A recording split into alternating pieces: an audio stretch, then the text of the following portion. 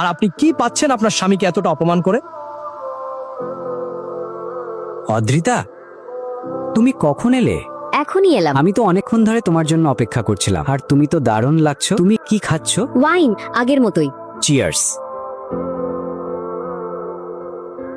কিন্তু সেদিন অদ্রিতা এক হোটেলের পার্টিতে গিয়েছিল এবং নীলকে ও সেই পার্টিতে দেখে চমকে উঠেছিল। কি ব্যাপার অদ্রিতা, তুমি তো আমাদের বিনোদনও সঙ্গে করে এনেছো, মজা হবে। তোমার অলস আর অশিক্ষিত স্বামী।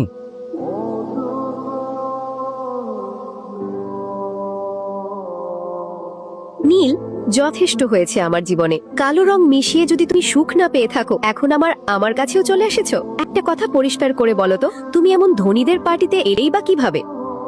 শান্ত হও অদ্রিতা, তুমি আমায় একটা কথাও বলতে দেবে না? আমি এই পার্টির জন্য একটা আমন্ত্রণ পত্র পেয়েছি। তুমি গরিব, অকার্যকর লোক।